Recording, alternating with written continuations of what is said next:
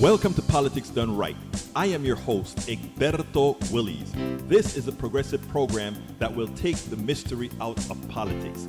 This is the program that will encourage you to make sure government becomes we the people. Whether you are liberal, progressive, conservative, or otherwise, you get to air your point of view. We are an independent media outlet that, unlike mainstream media beholden to corporations, we only owe allegiance to you. Remember, you can also send me a tweet at EGBERTOWILLIES. That is at Egberto Willies. Let us engage. It is Politics Done Right.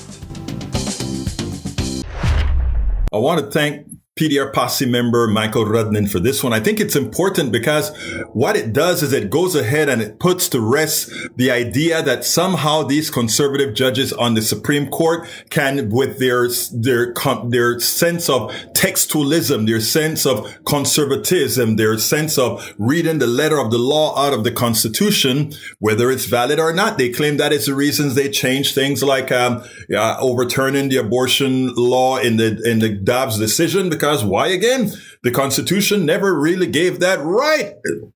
They are textualists. They are going to believe in what the Constitution said. Well, now that the Supreme Court has now that the Constitution, that 14th Amendment in the Constitution, will they honor it? Will they honor it? You know, so they said, well, maybe it doesn't apply to the president. Hogwash. When it was established in the 1800s, they had that distinct discussion. An office of the United States government. The presidency is one of those offices. Check this out. Take it on the other side. Multiple lower courts have already ruled that Trump himself did personally engage in insurrection. But a core question at issue here is for whom this insurrection clause was really intended. Which offices count? Which officers count? Was it intended for presidents and presidential candidates, or are they somehow exempted? Now, the Colorado Supreme Court, state Supreme Court, goes a long way towards resolving what the authors of this amendment were thinking about when they wrote this, whether they specifically intended this amendment, this Section 3 of this amendment, as a guardrail against presidents and potential presidents who engaged in insurrection.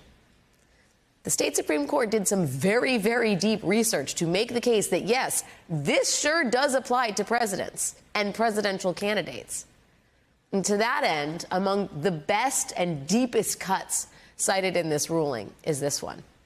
It is a conversation between two senators in the year 1866 as they were literally writing the 14th Amendment. Senator Reverdy Johnson worried that the final version of Section 3 did not include the office of the presidency.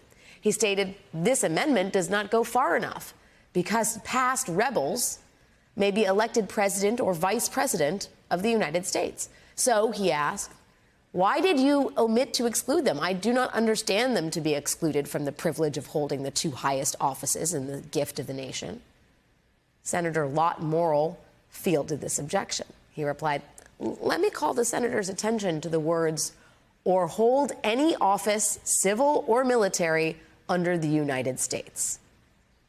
This answer satisfied Senator Johnson, who stated, perhaps I am wrong as to the exclusion from the presidency. No doubt I am. The senators who literally wrote the 14th Amendment specifically meant for it to apply to the presidency. It does not get any more originalist than that, my friends, and that is exactly the point here. Adam Serwer argues in The Atlantic today that this ruling from the Colorado State Supreme Court is going to put the court's conservatives between a rock and a hard place. The court's conservative justices often justify their decisions through the legal philosophy of originalism, or trying to interpret what the founders meant when they wrote the Constitution. Serwer writes that this Colorado Supreme Court ruling is calling the bluff of the U.S. Supreme Court's originalists, forcing its conservative justices to choose between their purported legal philosophy and the partisan interests of the party with which they identify. So it would seem. Now, Trump has until January 4th to appeal the Colorado State Supreme Court decision, and his campaign says it plans to.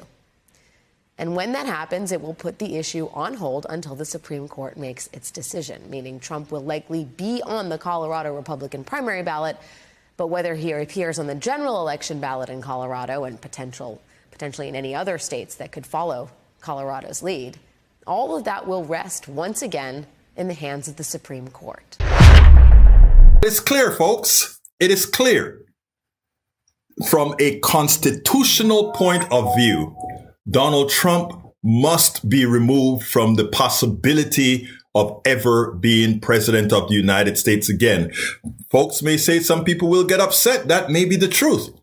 But did we get upset when Donald Trump won with less than a popular vote? Yes, we did. But we didn't go ahead and destroy the nation. We followed the Constitution. Did we get upset when Al Gore lost to Bush with the Electoral College, even as he won the popular vote? Yes, we were upset. But again, we followed the Constitution, and we should this time again. Recently, I appeared on WAOK in Atlanta on the Gwendolyn Stokes On Point show. I want you guys to listen to this exchange that we had with not only her, but with her audience on the Israeli conflict and a few other things. Check this out. We'll take it on the other side. When the Israeli government is trying to move forward in terms of, as they would say, trying to protect their land and protect their people. So as this continues to just kind of increase over the last time, there's also video and footage that's showing a lot of the Gaza hospitals that are being bulldozed actually by Israeli officials there. And of course, you know, as they're checking into it, they're just driving and running all of the residents there in the Gaza Strip out. And of course, when they look at a lot of the hospitals, when they look at a lot of the things that are being destroyed, they're saying this conflict really is not going to go away because it is intensifying. I mean, we're seeing, you know, the red bulldozers crashing into tents, bystanders, you know, are screaming, and it's just ongoing, you know, that fight and that conflict there in the Middle East. How do you describe this, Egberto, as a crisis? Well, how would you describe it? That's okay. Yeah, can you hear me? Let me just let me just say first of all, you just mentioned something very important. You mentioned a whole set of tunnels that's been driven 60 feet deep, all that sort of thing you just mentioned. You're a very smart woman. You know that's tons and tons of dirt. Of refuse. You know, we built the Panama Canal back in the 1940s. We rebuilt it back in the 2000s. And the amount of dirt that you have to get rid of, you know where it's coming from. How can Israel, the country that has all these drones, all these things that keep Gaza and the West Bank under surveillance all of the times, how can these tunnels not have been known about? They knew about this. They knew about all these things that were happening. The thing about it is what Israel needed is causation to annihilate Gaza and subsequently the West Bank. Because if you look at the last map that Netanyahu puts out, there's no room for Gaza. There's no room for the West Bank. And if you look at the charter for the Likud party, it's not Rashida Tlaib who is saying from the river to the sea, though she said it. It is their platform, written in their platform, that Israel existence is from the river, meaning the Jordan River, to the sea, the Mediterranean. So we have to be honest in America if we want to really take. Look, I have Jewish relatives, Jewish friends, everything, and most of us are on the same par. What Netanyahu is doing along with Biden is absolutely wrong. What Netanyahu is doing in Gaza is genocide, and we have folks like myself who are originally from Panama, Central America. We know what that looks like because Bush, looking for Manuel Antonio Noriega, he bombed out the holy, you know what, out of Panama City, Chorillo. Golan and David, killing thousands of Panamanians for one person. So Israel is just following a good template. I see. And of course, the relationship that Biden has with them. What is your stand on that? We'll go to break and we'll come back and talk more about it. Join the conversation, 404-726-1380. It's News and Talk 1380 WAOK. Elaborate just a little bit more about the relationship, with the Biden administration and the Israeli government. Yeah, let me first tell you, with all that's going on in the country right now, I want your audience to know this because we are an essential part of time in our country. There's under no circumstances I'm going to be voting for a Trump or a third party. I will be voting for Biden, not for Biden, but because existentially the country needs it. Now, Biden is making a fool of himself. Biden is when Biden served under Obama, Netanyahu came to the United States and snubbed the Obama-Biden administration. He has always had contempt for both Obama and Biden. When Israel got a terrorist attack, 1,200 people got murdered. True, that's a fact. That's a bad thing. That's a horrendous thing.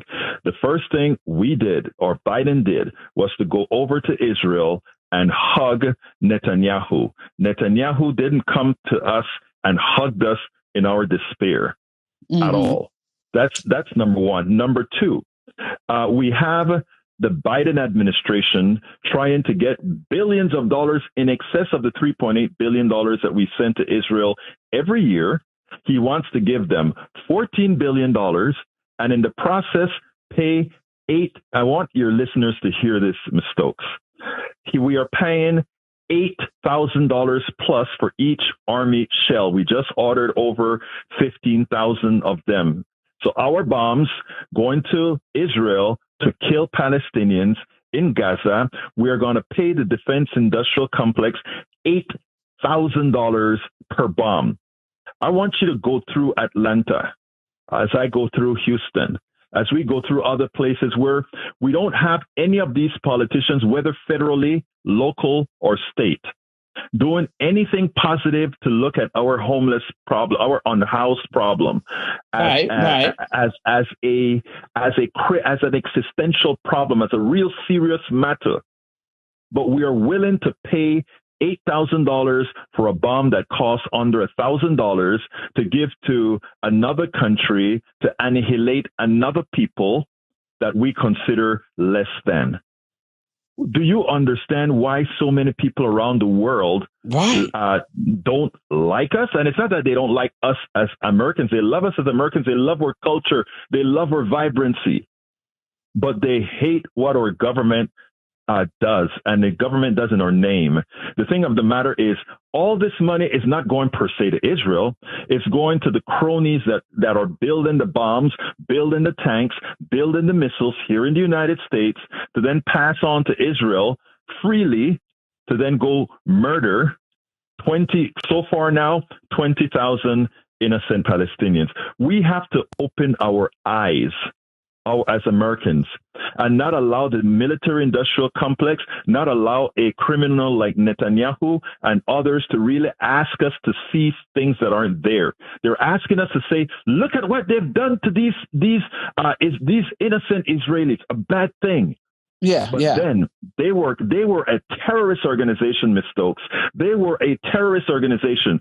But what if they're a terrorist organization killing 1,200 people, what if Israel killing 20,000 people, children, women, men, pastors, reporters, all killed by our bombs? Absolutely. It doesn't balance out. It doesn't balance out. It's not right. Let's go to our phone lines. I've got Gideon on the line. Gideon, welcome. Go right ahead with your question or comment. Yes, thank you for allowing me to speak. When we talk about America and imperialism, I think historically we'll see that many nations have done horrendous acts of violence and war when it comes to taking land people, because that's why Black people here in this country, we were taken. Do you see Black people being in the future being attacked similarly like the people in Gaza and the type of horrendous war that's taking place on people who don't even have a military? So we in America are similarly, we don't have a military. We've been co-opted into America's military. Do you see some of the same things in the future happening to Black people in America? And you mentioned Noriega. America trained him and profited from him and then turned around and killed him. So do you believe that in America, Black people who have been used by this country and are continuing to be used, but really don't have an economic base, we don't produce anything? Do you see the same things in the future for Black people in this country that's happening in Gaza and in Palestine? Brother, Ms. Stokes, should I answer that now? Yeah, go right ahead. Brother, very smart question, but I want to rephrase it a bit differently, because I like to tell folks I don't believe in race. I don't believe in, but what I do realize is that we live in a racialized country where race has been used as a tool. Its formation was on the backs of Black people. Black people were used as that tool. And the reason why Blacks were specifically used is that they could delineate Black slaves from white indentured servants. They didn't want that coalition built. It's important for us to start looking at things differently so that we can build the proper coalitions to beat the system. The system isn't a black and white system. The black and white thing is a tool. Okay? I'll posit a question to you, my brother. We know that Trump is an existential problem to Black people. That's what many of us think, to people of color, not just Black people of color, etc.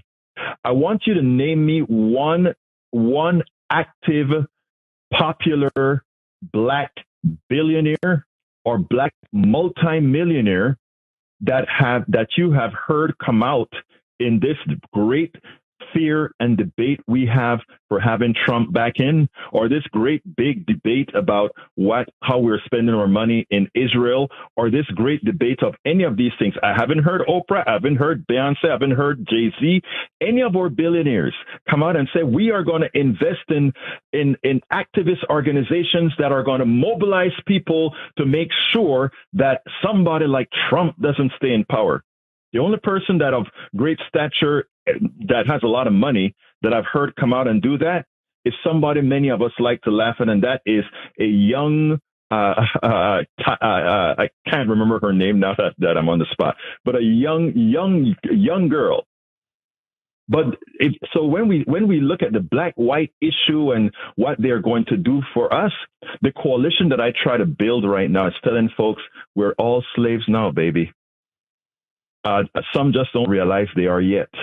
But we're all slaves now to the system that you talk about, brother. That imperialist system that you talk about, that capitalist system that you talk about, we're all its slaves, just different levels of gradation. And when we start analyzing things in such a manner that we don't look at it from the black and white thing, create friction.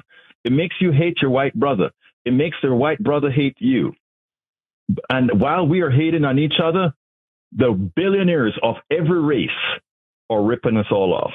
And that is a strategic kind of thinking that we have to change to. Mm-hmm. I guess that's why it's a lot of talk about changing the mindset. Kenny, thanks for holding. Go right ahead. Our guest is on the line. Kenny. Hello. How you doing? Hi. All right. I'm going to be quick. What Israel is doing is not self-defense. Now, self-defense has a limit. In America, the Ku Klux Klan is a white Christian terrorist group, and they kill and terrorize black people for 100 years. It would have been wrong to blame all white people for the actions of the Klan. But if you look at the Israel and the U.S. government, they're trying to blame all Palestinians for the actions of Hamas. Now, when you bomb in hospitals, schools, and homes, that's not self-defense. When you cut off electricity and gas and you force 1 million people into homelessness, that's not self-defense. Now, I would never vote for Hitler, and I would never vote for Stalin.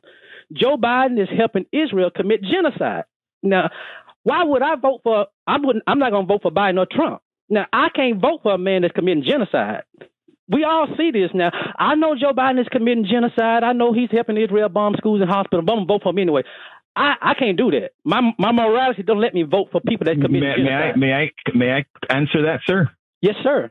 Okay, and let me put it this way: you are not voting for Biden. We have to stop thinking that we're voting for a person. We're voting for our interest, and our interest, while not to kill Palestinians, our interest, however, is to ensure that somebody that gets in power is not going to hurt you, your brother, your mother, your sister, or anybody else. So my thing is, when I'm voting for Biden, I'm not voting for Biden. I'm voting my interest. And I will do whatever it takes thereafter to curb what Biden is doing in Israel. But I know I know which side I have the ability to bend. And I know one thing is if I get one particular side over, if you watch the way Trump have people walking lockstep and fearful of him. You see, I'm from Panama. I understand the concept of what the judges that just said he couldn't be in Colorado and what's happening to them. If we allow that to metastasize, or if we allow that kind of a fear to occur in our country, you and I, brother, anybody with any kind of a hue, you've got a problem. We are going to have a problem because, again, the fear that I see, the people that are currently sycophants to Donald Trump, is something that if we allow him and if we allow those people's fear to be metastasized, it's going to spread like a cancer. We'll go to break. We'll be back. Radio News and Talk 1380 WAOK. Our special guest on the line with us now, Egberto Willies, host of Politics Done Right. Jihad, welcome. Our guest is on the line. Mr. Willies, go right ahead. Good day to both of you. Good day. Hi, my friend.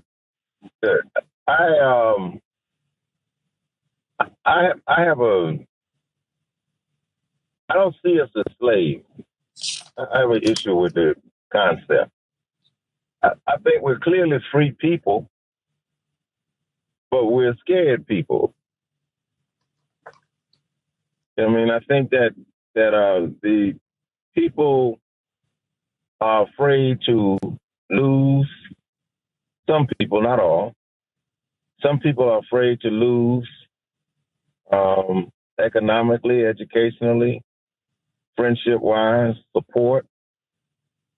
I think that's the issue. That's the language that I would use to figure out how to get people to understand that their values, their initial values, are greater than the loss of some material or some position. Because clearly these people dominate by fear. They dominate by fear. You know what I mean? What they're doing now to the president of Harvard is they put their machine in place right away to research every aspect of her history to find out something that they could use to counter her. And I think that what we don't understand, or what we clearly don't want to understand, is that these people will go to every extent for their position, even kill. So if we are not in a position or choose not to fight fire with fire to whatever extent we have to, then we'll remain under these people in their domination. And history has shown that. This isn't the first time European people have stole people and stole a land, mass murdered people and mass murdered a land. This is not the first time. And for us not to point that out for fear of losing friendship among some white people or losing their support because we want to tell the truth of history, then that's the risk that we have to take. We dominate them population-wide, worldwide. The problem is they've established this degree of fear in millions of us. And if we never stand up, then history is going to show that we're going to be in this condition forever. Because those people, they don't change. They haven't changed. I mean, and I'm not saying every one of them, but I'm saying the dominant factor among those people and the support they get, the silence and the support they get from a vast majority of their people, and historically proves that they will rob a whole continent and enslave a whole people for 245 years and watch the abuse. So for them to watch 37 days or 70 to 76 days of abuse, this is not new. This is not abnormal for them. So I don't know. I have an issue with the term that we're slaves or we're going to be slaves. No, we're not slaves. We're free people. We just refuse to exercise the rights and the attributes of free people. And sometimes that requires you to go to areas that we're not comfortable going to. May I answer you, my brother, and let me explain what I say. I should have better defined slavery. In my program, I retooled it as antiseptic slavery because it has all the features. There's a phrase that I use on my program, and to kind of illustrate this. When we were slaves, we were property. When we were property, we had to be clothed. They had to give us health care of some form because you want your property working. You want that machine working. You had to be fed because you had to give that machine the fuel. That's who we were. I'm talking about people of color who were slaves. But something more efficient came within the capitalist structure, and that was called the employee. We tell you where to work. We tell you what to do. I'm not talking to management class here. We tell you what to do, what to work, what to wear. We don't even have to invest in your health care. We don't have to invest in anything about you because at this point we have made you into a widget. You are now expendable. It's antiseptic slavery. What that means, it looks beautiful. You mentioned in the narrative that you just gave, you said we are dominated because we are afraid to make a move. We're dominated. That is what the slave is, something that's dominated. Now, you can have the rebellion. The slaves can have the rebellion to get their freedom. I'd like to also take issue with the black-white thing, right? I understand how the concept works, that they really try to make it a black-white issue, a other color issue, which in the aggregate, it looks that way. The reason earlier I brought up about our black powerhouses being quiet on the issue is that they have been assimilated into the system, the power structure of the system that dominates. You even look at a few days ago, Hakeem Jeffries, who is the leader of the entire Democrats in the House. If you heard his speech defending Israel, that should tell you all. And that's what I'm talking about. That what I'm basically saying is that first of all, we're Africans or people, black people that became slaves, and I think that mindset needs to be put there. That gives us the strength to fight.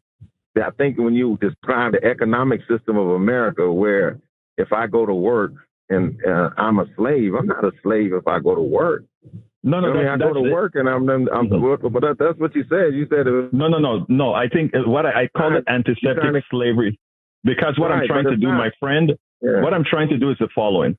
I'm trying to equate, because there are other economic systems, right, that makes it where you work, you partake of your spoils. Okay? Yeah. But the way we work right now, we are told what to do.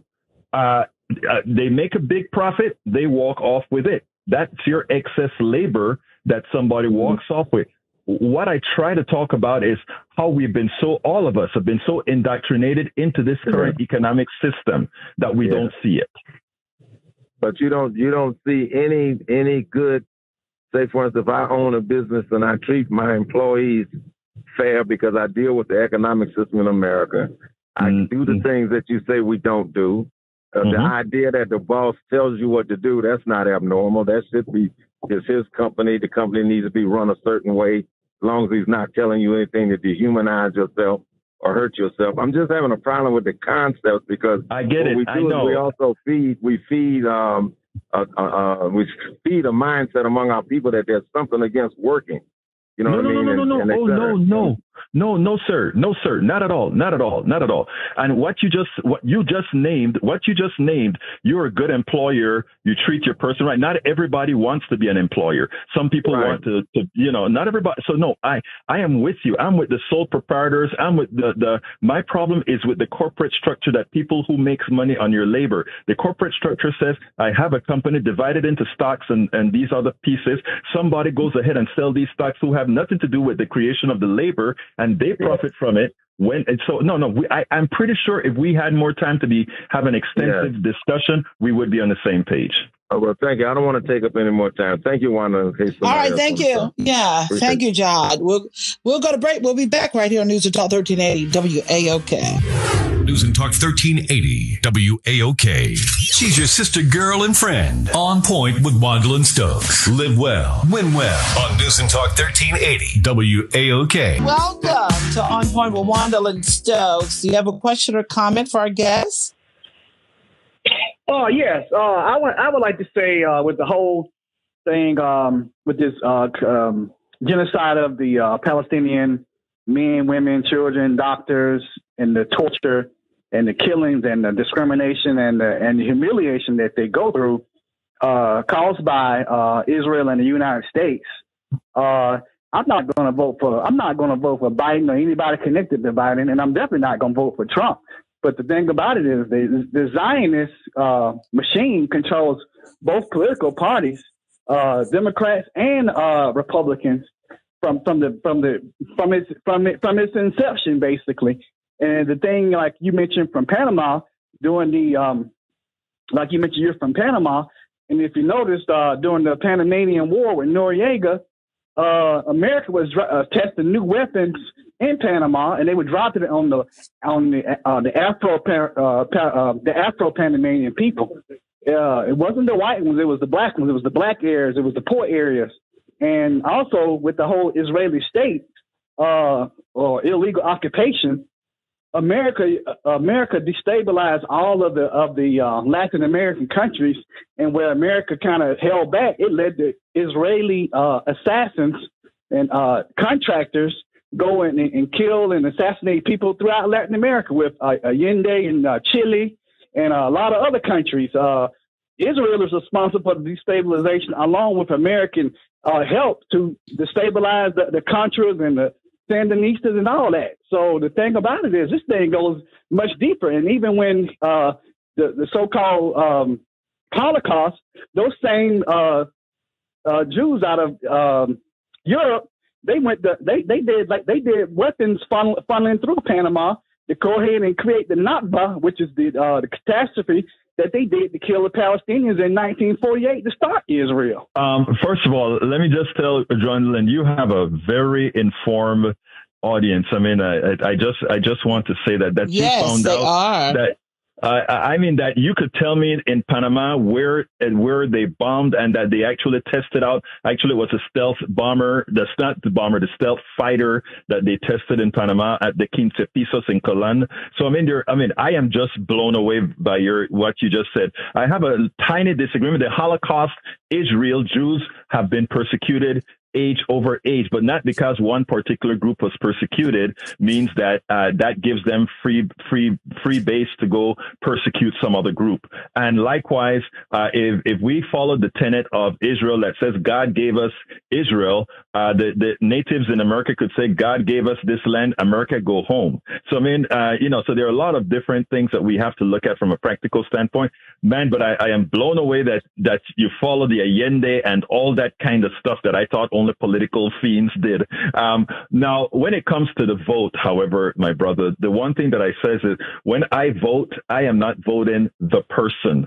I am voting my best interest. And if somebody says I am, and I say this to you respectfully, sir, if you say you're not voting for Biden and you're not voting for Trump, and many others adopt that method, and let's say they vote for Kennedy or they vote for one of the other third parties, which gives the standard 40% that Trump will always get because of that sect of the country that is really, I'm not going to say what they really are, but that sect of the country, in effect, you are electing Donald Trump. So when I say I vote my interest, I'm not voting Biden because I like Biden. I'm voting Biden because it is my interest based on all the dominoes that would fall dependent on who become the president of the United States. In other words, it's not an emotional vote. It is an actual vote based on what's in our best interest. And I say that respectfully. I understand what you're saying, but the problem is, sir, the Zionists control both parts of I agree. The political parties in America. And the Zionists also control most of the international and multi-international corporations that can I interrupt? Yeah, go ahead. May I interrupt you? Because I don't want people to mistake what Zionists do with our Jewish brothers and sisters. Remember, we got to get a coalition here that actually works. Yeah. And there are bad people in Israel, but most of the people in Israel are good. There are bad people in Gaza and the West Bank. Most of them are good. And we want to have all the good things. And there's a lot of anti-Semitic people that would go out there and say, well, the Jews control this and the Jews control. I don't want to go there. What I want to go is, what are the coalitions we can build to actually take over? Now, what you're saying, if you listen to Hakeem Jeffries yesterday, you can see that Hakeem Jeffries is bought by the AIPAC. That is a group that Israel controls. Right. You can see he's purchased and bought by AIPAC, but he's what we got right now until we, progressives and others with a solid mindset, are able to deprogram those who actually believe in the crap that all these other people still believe in. But we need smart folks like yourself and many others doing the right thing to build these coalitions to make changes, in my humble opinion. Thanks a lot. Stay healthy, stay connected, stay on point. Egberto, what do you say about the Palestinians in terms of, their role? Do you see any wrong on that side? Yeah, look, let me ask you this, Miss Stokes. If you were on a piece of land and decade after decade, you have been pushed out of it violently. Your home have been blown up, et cetera, et cetera. It's going to create a culture of war because you are going to want revenge for the dead. Those 20,000 dead people in Palestine, some of them are going to want revenge. They will never forget that bomb that killed their parents, their mothers, their daughters. And so years down the road, then we may even see this resurface again. Of course it will. Of course. Absolutely. And that is normal behavior. Now, what we need is to create structures that say we don't need the tit for tat. In other words, suppose that South African black folks decided to go tit for tat. Normally, it doesn't work like that. Most people are willing to say all the bad things that's been done in your name, all the bad things that's been done in my name. We have to put a stop on it and stop talking about gradation of pain and move forward. And that is what we have to work towards. What Netanyahu and Biden are doing is a far cry from what we could achieve if we use the 1,200 dead Israelis as a catalyst to get something started, as opposed to destroying the entire Gaza Strip. It would have been much better for humanity than what's occurring right now. I agree. Thank you so much for sharing with us and giving us your insight. How can people follow you and stay connected to you as well on social media? Absolutely. Please go to politicsdoneright.com and you can find everything that you can about what we do, the programs that we have at politicsdoneright.com. If you want to watch us live, politicsdoneright.tv. But politicsdoneright.com is where you would start from. And I appreciate you giving me the option to be here on your program. Yeah, glad to have you. Thank you. We'll have you back. We appreciate you. So let me first explain a few things about Medicare. Medicare didn't come into be because government wanted to handle the payment of your healthcare, even though my philosophy is healthcare belongs with the government. My philosophy, I'll just say it straight out, is that healthcare belongs with government. And here's why I believe it. Government is not some crazy entity. Government is we, the people. Now, when you go buy a pizza, if you don't like what Pizza Hut is selling, you can go to Papa John's. You can go, or you can say, I don't like any of these pizzas. I'm just not going to buy the pizza. I'm going to go ahead and buy me a sandwich. And if the sandwich prices are too high, you'll just go ahead and say, I'll buy me a loaf of bread. I'll buy me some Vienna sausage and some cheese, and I'll make me a Vienna cheese sausage sandwich. I have those choices. These are choices that I can make. Those things belong in the private sector, where I can get a whole ton of different types of pizzas, where I can get a whole ton of different types of sandwiches. That belongs in the private sector. I want a car. Do I want an electric car? Do I want a car that's red, pink, blue? That belongs in the private sector. However, if I'm driving down the road and get into an accident and I break my leg and I break my neck, that does not belong in the private sector. Several reasons. Because at that point in time, I don't have a choice. I have to get health care for my neck. I've got to get health care for my arm. So therefore, whoever is going to provide that service can charge me whatever the hell they want to charge me, because I am in a state where I'm at a must, right? And not only that, most of the technology used in healthcare, I repeat, most of the technology used in healthcare was designed and provided to you by research dollars you as a taxpayer already paid for. I know you see all the ads that tell you the reason why we have healthcare or private healthcare white so high is because research. We have to research and we have to test drugs. Most of that is a lie, a provable lie. Most of these companies, their largest budget is in advertising, is in marketing, is in bonuses. A little bit of that money goes to research and development. Most of the research and development monies generally comes from you, the government, you, your taxpayer dollars. There's not a question about this. There's all a fidgety math that they like to use, but ultimately, we the people, government, pays for that drug that Moderna is making a lot of money on for COVID. You know who paid for most of the research on that drug? You did. Your RNA technology didn't appear out of magic 1 year after COVID was instantiated by some great company who created this drug. That's not how it happened. Moderna had our mRNA technology that was funded by the government for decades, and COVID was a great test case to put it into action. Okay? And the testing of all of that for it and COVID is what occurred at lightning speed. The technology proper did not come at lightning speed. It was developed over decades and decades of research dollars that you paid for. Okay, we're talking about Medicare Advantage, but I need to give some background. Okay, now, why do I say healthcare belongs with the government? Again, it's because at that point, you don't have choices. And likewise, we already paid for much of this.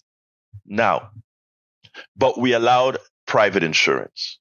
The politicians were bribed, all of that. We allowed private insurance to take care of these issues. Good. Private insurance meant what? It meant that I am going to take a chance on you paying me a certain amount of money every month, and I'm going to make the bet that you won't get sick, or enough of you that are paying me a bunch of money every month won't get sick enough that I have to spend all the money that you pay me in premiums into getting you healthy again. That's what insurance is. It's a company making a bet and you making a bet. You are betting that you are going to get sick, and that insurance company is going to pay more than you are paying that insurance company. And that insurance company is making a bet that they are going to pay less for your health care than what you're paying in premium. And in the aggregate, that is exactly what happens. They have actuarial tables that say, if I have 1,000 people, about 100 of them are going to get sick. The cost of that 100 is going to be X amount of dollars. I charge more in premium for collecting that X amount of dollars, and all of the whatever I don't pay out to get you healthy goes into the pockets of the shareholders of the private insurance company and into bonuses for the executives. That's the private insurance model. But there's a funny thing about health. As we get older, in the aggregate, we get sicker. As we get older, we get sicker. And as we get sicker, it costs more money for us to get healthy. So insurance companies, because they are a profit engine, insurance companies are not there to do a good deed. That's why it drives me crazy when somebody says, I love my insurance company. Your insurance company was not designed to make you feel good or to do good by you. Your insurance company was a business model to make money for a few people who own that insurance company, or a few executives, even in the nonprofit insurance companies, a few executives who run that company and the bonuses they get for spending less than they take in. All right? Because that extra money goes to the shareholders and it goes to the executives. Insurance companies are not there. So you're not there to like your insurance company. You're there to make sure your insurance company pays the bill. Nothing more, nothing less. It's a transaction. There's no love there. But insurance companies decades ago, they realized we can't make money on old people. So we don't insure old people. Or if we insure old people, we charge them an arm and a leg. Now steps in the government. We the people. We the people says, now, since the private insurance company won't take care of our old people, the government is always left with the things that are expensive. The government is always left with the things that the private sector doesn't want to do or doesn't find profitable or they can't make a good dollar on. So Medicare came into existence. Medicare came into existence, and it started out just for old people, and then it changed into taking care of more things. But Medicare came into existence because the private sector would not insure all of you old people because you cost too much. And they would have to have a too high a premium, and a lot of people would go without paying the premiums and just die. And they want to take your money before you die. Otherwise, there's no money for them to take. So they allow it to slide. Let the government take care of people over 65 years old. So they created Medicare. And what Medicare did is Medicare paid 80-20, just like standard insurance companies. They pay 80% of the bill. Now, a lot of companies now, a lot of doctors will just take the 80 and they know that people are struggling and they may not take the 20%. They may forgive or they may take your house. I'm kidding, but you get it. 80-20 is what standard Medicare pay for. And while senators like Bernie Sanders and others have been trying to get Medicare to cover dental, vision, and ears, the private sector paid off senators not to give those services so that they would have a selling point for Medicare Advantage. Let me stop a second. Medicare did not provide those services as baseline. In other words, They gave you great health care. You can go to any doctor. You can have any medicine. You can go to any hospital under standard Medicare. So how is the private sector going to come in now? They see it as a lucrative market. The baby boomers are getting old. That's a bunch of people to insure. Imagine if we could get back into that market. It would be a landslide of money. Okay? And that's what they did. They paid off the government to create Medicare Part C. Let's back up. Medicare Part A, hospitalization. Medicare Part B, doctors, or the reverse, I don't quite remember, is given, you get that standard Medicare. Then, of course, you have Medicare Part D, you pay for drugs, and then you get a Medigap to pay the 20%, right? And you have private insurance that would take over that gap for you. And if you get that private insurance at the time that you get Medicare the first time at 65, they have to give you Medigap, and they have to give you Medigap at a reasonable price, what the current price is for everybody. But here's the kicker. The private sector smells blood. Johnny, I'm coming to you, but I need to finish this narrative. The private sector goes ahead and they see money.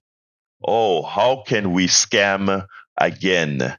How can we scam again? And they say, wait a minute, I can go ahead and tell the government for every old person, let's categorize them into 3. Kind of sick, very sick, extraordinarily sick.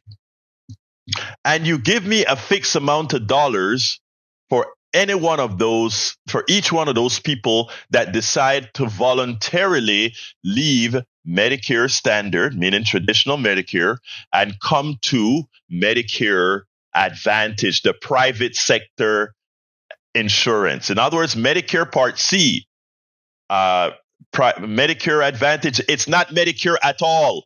It is just private insurance paid for by our Medicare dollars. Again, Medicare, standard Medicare is paid for by the government, and you pay for what you use. Medicare Advantage is private sector healthcare, just like your standard private insurance that always gives you trouble to get healthcare, where you have to beg to get healthcare. All right? So they created Medicare Advantage, Medicare Part C. And they charged the government a fixed amount of money for a whole pool of people. So everybody that signed up for Humana, everybody that signed up for Cigna, everybody that under their Medicare Advantage plan, the government is giving them X amount of dollars for each person. That's why you see between now and December 7th, commercials and ads everywhere on TV. They're spending billions of dollars on trying to get you. That shows you how lucrative it is. Billions of dollars to try to get you to leave traditional Medicare to go into private sector healthcare instead, so that they, for each person that they get, they bill the government either you being sick, very sick, or very, very, very sick. And what they try to do is classify you as very, very sick to the government so that they get more money for you. At the same time, they give you the treatment of being somebody not very sick. That's how they make their money. And how do they advertise to you? They go on TV and ad nauseum, they fool you. They first make you believe that Medicare Advantage is Medicare. It is not. That you have all kind of great features with Medicare. It may seem like that at the beginning. Think about this. To get you in there, even buying you groceries, they're giving you club memberships. They'll give you a stipend to get some groceries. That's not what you want healthcare for. Healthcare is not to get you groceries. Healthcare is just that, healthcare. And because they stopped the government from giving you vision, ears, and dental, they also put that together, but they don't tell you that there's a very small limit to your dental. After a while, you can't spend over a certain amount. Have you been to a dentist lately? And then they also do the same for your ears. I mean, it is a racket. It's a scam. Now, there are people who love it because they don't have co-pays. The guy, one of my good friends who call and says, I love my Medicare. I don't have co-pays. He's doing fine. But here's my brother. He eats very, very healthy. He's thin. He's in great shape. He's older. Of course, he doesn't need a lot of coverage. So to him, the little coverage that they give him is great because, again, he stays here in Houston. That's how it is, right? So it works for him. Because standard Medicare or Medicare Advantage would work for him, right? But for most people, and when I say most people, that's what I mean. Most people are so programmed that if the insurance company tells me I need this, then I get it. If they tell me I just don't need it, I do without. If my doctor thinks I need a particular service and the insurance company doesn't think so, I'm doomed. I do without. Medicare Advantage then comes, and again, they control what doctor you can see, what medicine you can get, how often you can get it. All these things are controlled by them. People always say, I don't want government controlling what I do. The ironic thing is that under standard traditional Medicare, the government controls nothing. Your doctor does. Under Medicare Advantage, some private exec, and now they're using AI to kind of deny you coverage. That's what they're using now. AI to deny you coverage based on stats and all these kinds of things. So that is the reason why, to the listener, why I promise you that Medicare Advantage is a scam. If you like it now, wait a few months or wait a few years. Wait till you get an illness worth true insurance, and you'll see what we're talking about when we talk about the fraud that is Medicare Advantage. And remember this, all frauds have honey. All frauds have honey. We have to find a way to entice you to come. We have to try to find a way to indoctrinate you. It is imperative that we do that, or else we don't get you. But for every one of you that we get, some salesmen get a bunch of money. The salesperson that's convincing you when you go to your navigator and they tell you, well, you know, this Medicare Advantage plan for your financial situation is better. Da, da, da, da. You know, they convince you. They have a financial reason to convince you to take something that's a fraud, a scam. And you know who pays for it? And you know what it bankrupts? It bankrupts all of us, whether we are 65 or younger. Because we constantly have to pay more to pass all that money to the advertising that you see on TV every single second of the day. We have to pay all the money to those executives. We have to pay all that money to the shareholders so that they can make $1 off of you, and we, the taxpayer, subsidize these corporate fiends. It's a fraud. And yes, it works for some.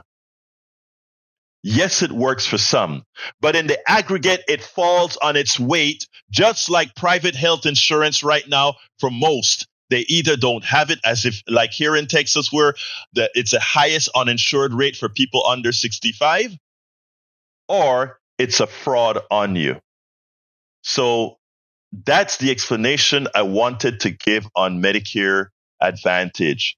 If I was not clear, if I was fuzzy, if I need to clarify something, the phone lines are wide open. We spend a lot of time deconstructing the news, trying to parse it into a form that everybody can understand. We try to find those little nitpicks where it flies above the fray, etc. If you really like these videos that we do, I want to ask a big favor. Please go ahead, number 1, subscribe to our channel, and number 2, please join if you can. Thank you so kindly for watching. Keep watching. Please remember to share. We must populate the entire internet with our progressive message, a message that we know is what most Americans say that they want. So help us, please join.